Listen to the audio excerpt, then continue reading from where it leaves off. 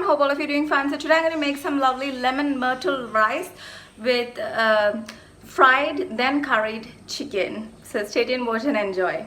So here I've got a little bit of lemon myrtle leaves that I've cut up. The quantity depends on your personal preference, how strong or light you want the flavor to be.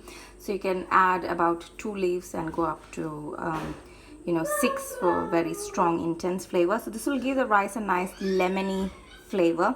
It's a very beautiful flavor. You should try it. And also, especially if you make coconut rice with either coconut cream or desiccated coconut, the shredded coconut, it will be really nice and flavorsome. Here I've got 1 cup of washed rice. I'm going to season it with some salt. Then I'm going to add half teaspoon of fennel seeds into that. That's optional. We can add in our lemon myrtle leaves for that nice lovely flavor. So that was 1 cup of rice. I'm going to add in 2 cups of water. And there it is. I placed it off into the rice cooker and we can cook it. That's how simple it is to make this lovely lemon myrtle flavored rice. Now the reason I call this the first fried then curried chicken is because I got a lot of chicken curry recipes on my YouTube channel. So I wanted a change. So I was thinking, how will it be if I first fry the chicken and then turn it into a curry, just for a change. It's not a drastic change, but I just want to try it, so I thought I'll share it. In this dish, using fresh tomatoes is the best, but today, because I've run out of fresh tomatoes, I'm going to use the tomato paste. But either way, it's going to be nice and tasty. So yeah, I've got 1 kilo of chicken portions, and I'm going to slice up 1 onion. I sliced up the onions. Next, I'm going to wash the chicken pieces, and there we are. It's nicely washed and clean. Now we can season it with a little bit of salt and cracked pepper. There we are. So once we seasoned it with some salt and cracked pepper, I'm going to add in half teaspoon of turmeric and 1 teaspoon of chili powder. And I'm going to add in 2 teaspoons of coriander powder, half teaspoon of garam masala. And then I'm going to drizzle on some mustard oil just for that nice lovely strong kick and flavor. If you don't like mustard oil, you can add olive oil or coconut oil, because we're going to fry these chicken pieces anyway. Next, I'm going to combine everything together nicely. Make sure that all these spices are nicely infused onto the chicken pieces. There we are, nicely infusing these spices along with the chicken or onto the chicken. It smells really good, especially the mustard oil. Love it, love it. Here we are. Look at this lovely sight, everyone. So I'm going to let it sit there and marinate for about 15 minutes. You can leave it for half an hour, 1 hour, or even overnight in the fridge. It's up to your personal preference how long you want to keep it marinated for. I'm in a little bit of hurry today, so I'm just leaving it for about 15 minutes, and then I'll be frying it in the air fryer. There we are. So after about 15 minutes, I'm going to place them onto the air fryer. I like to put a baking paper or aluminium foil at the bottom. It saves a lot of cleanup mess and time as well when washing it. It makes it much easier. I'm planning on frying it up at 180 degrees for 30 minutes, turning it from side to side occasionally. There it is, everyone. Just putting it into the air fryer at 180 degrees, starting it 30 minutes. Next, we can fry up the sliced onion and add in a little bit more spices into it for the curry. I also went ahead and added in a handful of curry leaves into that. So 1 stem of curry leaves. So whatever oil you use to fry up the chicken, use the same oil in order to fry this up.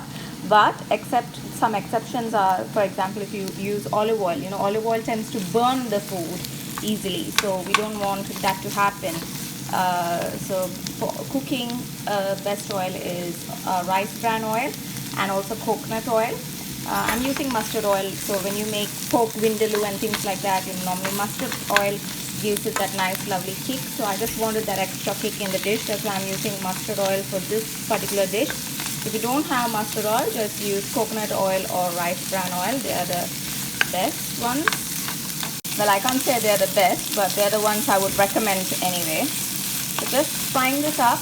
Also going to add chopped green chili. The quantity depends on how spicy you want it. Here, so in goes the green chili. So there we are, the onion is starting to soften and turn nice and brown. So I'm going to add in 1 tablespoon of ginger garlic paste. Give it a good mix.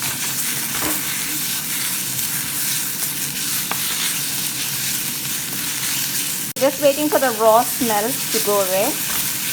And then I'm going to add in 200 grams of this canned tomatoes. It's a chopped tomato, so you can even add fresh tomatoes, 2 of them. And yeah, so normally what happens is with this dish, because we're adding tomatoes, it can end up being sour. It's the same like when you add yogurt to certain dish. So I like to personally put a pinch of sugar into that as well along with it. Some people don't like the idea of adding sugar, so if you're such you fall into that category of such people, then don't add in sugar, skip that step. But only thing is the dish will end up being a little bit on the sour end. There's a possibility, or you can reduce the amount of tomato that you add in. But I'm going to add in a pinch of sugar, and that's going to do a great job in balancing the sourness of the dish. So this is not the coconut gravy chicken curry, this is going to be the red gravy type of chicken curry. There we are. Because everybody has different preferences, isn't it? The other day I added in a pinch of sugar and one person didn't like it. So everybody has their own personal opinions and choices, but I feel a pinch of sugar for some dishes like this really does balance out the taste and makes it taste better, enhances it a bit. Anyway, everybody has their own personal choices and preferences. So I added in a pinch of sugar into this. You can see that it's very mushy at the moment, so we're waiting for it to fry up nicely until the masala separates from the oil. So they tend to stick together and then the oil tends to separate off. See, now it's sticking all over to the side of the pan and everything. But once it's ready, it won't do that. It will all combine nicely and the masala will stick together and the oil will separate from it. So that's the sort of consistency we are waiting for. Here you can see it's now nicely becoming toasty. The masala tends to stick to each other. Mostly it's separating from the oil. A bit is not sticking, it's not as mushy or sticking too much on the sides of the pan. See, they're sticking together like that. So that's the sort of consistency we're looking for, but still because it's sticking on the sides of the pan, see, like this, you got to fry it up for a bit more. Let me just quickly have a look at our chicken. Yep, it's nicely frying up. Just want to check how many minutes left to go. So 13 minutes to go. Yeah, so you can see now it's not sticking onto the pan. See, the oil separated from the masala. This is nicely roasty and frying up. Look at this. So now I can season it with a little bit of salt, half teaspoon of turmeric, same thing like we did before, 1 teaspoon of chili powder, half teaspoon of garam masala, and 1 tablespoon of coriander powder. I need to refill my tub of coriander powder. Let it toast up nicely. We don't want it to get burned, and then we can take it off the heat. Once it's taken off the heat, I'm just going to drizzle on 1 teaspoon of cinnamon powder and then just combine it nicely. It's still like I just turned off the gas, so it's still warm. It hasn't cooled down yet. You can see the smoke or steam. Just combining it nicely so that flavor is also infused into that. So now our spice masala for the chicken is nice and ready. You can check up on our lemon myrtle rice. That's also nice and ready. You can see the steam. It smells so good. It's got that nice strong hint of lemon smell. You can plate it up. There we are. So I placed it into this bowl in order to plate it up. So normally I add in a little bit of ghee or olive oil into that, but you know, this time because I didn't, it's a little bit on the sticky side, but nevertheless it's nice and lovely. You can see the fennel seed, the lemon myrtle. There we are. So I've nicely plated it up. Look at this rice, how lovely and fresh looking it is. Even the flavors, you know, it smells so nice and fresh. Our lemon rice is ready. The masala for our chicken is ready. Our chicken fried pieces are ready. Look at it, so lovely. So for those of you who saw my Facebook video the other day, we went to this library. It's a community garden where we could pluck herbs for free. So that's where I plucked these lemon myrtle leaves. At first I didn't know what to do with them, and then I came to know that they use it for cooking and things like that. So that's how this idea struck up. I thought, okay, you know, if I put it in rice, it'll give it a nice fresh lovely flavor, and this has definitely done the trick. It's given a nice lovely flavor for the rice. It's not the same as when I put lemon into the rice or something like that, you know, which it actually does have acidity, and I don't know, this is just a totally different nice lovely flavor. It does have that lemon flavor, but do try these lemon myrtle leaves instead of adding lemon or lime. It's to just experience the flavor of this, you know, this way. So do try making this rice at home. It will really, you know, take that plain rice up a notch. It really gives a nice lovely flavor. It's so fresh. I love it. I actually ended up frying the chicken in 2 batches because 1 kilo of chicken wouldn't fit into my air fryer at one go. But anyway, so this is nice and lovely. Look at it, nicely fried. Right now the sizzling noise has stopped, so look at it, everyone. Nicely fried, sizzling chicken it was when it came out of the air fryer. Now if you don't have an air fryer, you can even deep fry it. It's up to your personal preference. You can even bake it if you want, grill it, I mean.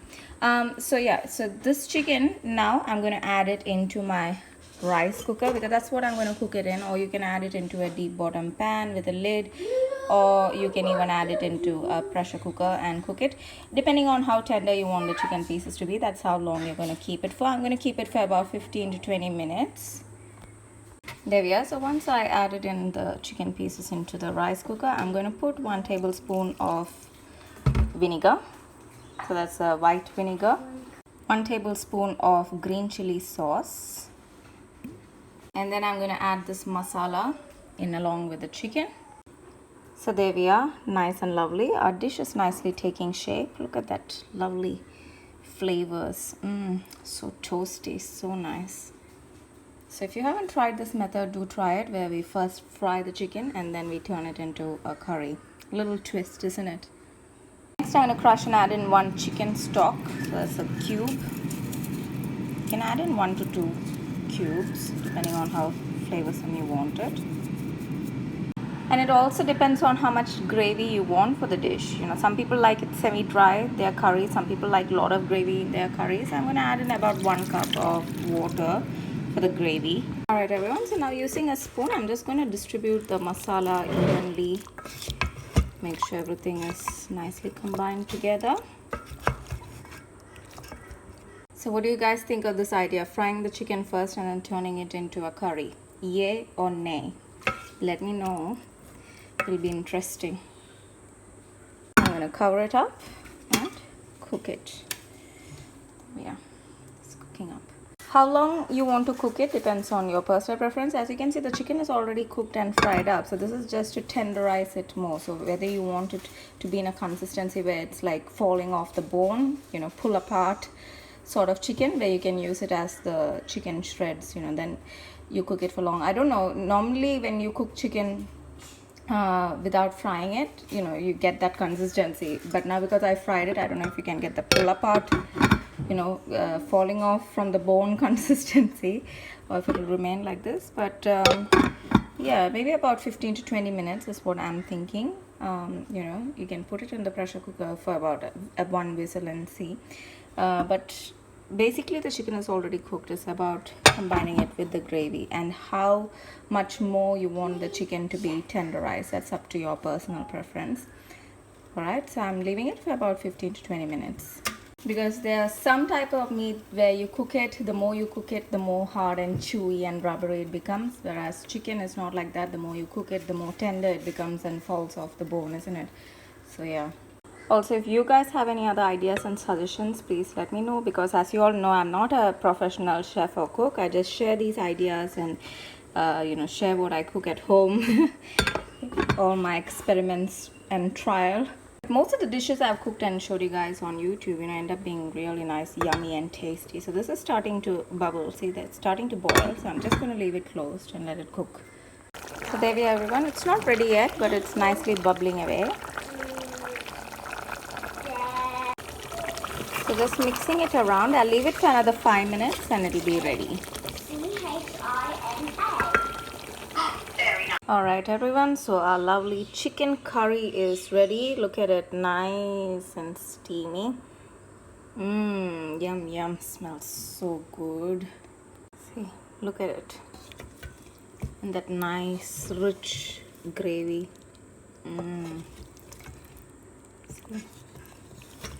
So I'm gonna plate it up. So there it is everyone. Look at this mouth-watering plate. So lovely, isn't it? The chicken curry. Look at that nice intense red gravy with the tomatoes and the onions and lemon myrtle flavored rice. So look at it.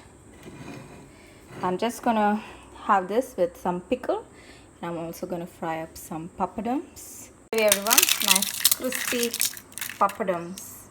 So crunchy. My god, it's just divine. Look at this plate everyone. So we got our papadums. I need to add some mango pickle as well on the side, but we got our lovely chicken curry, lemon myrtle rice. Oh my god, it's divine. So if you have fresh coriander leaves, do add that as well in along with the chicken, so that'll enhance the flavor. Yeah, I got some coriander leaves. I'm just gonna sprinkle that over the chicken and the gravy.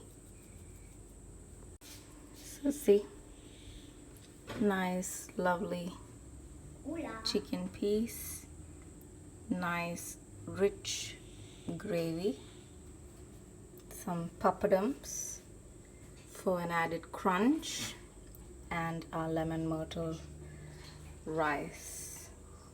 I'm not sure if the lighting of the curry is better when I put it onto a steel plate, but look at this. See, you can see the tomato and everything in the gravy, and it's nice and lovely. So see everyone, look at this. Nice, isn't it? Deep, rich red gravy and the rice. So hope all of you are enjoying this. And apart from that, here it is everyone, our lovely lemon myrtle rice along with fried and curried chicken is ready. Subscribe to my YouTube channel for more lovely videos and recipes. Take care. Enjoy. Bye. Hope all of you enjoyed this video. Subscribe to my YouTube channel for more lovely videos and recipes. Take care. Bye.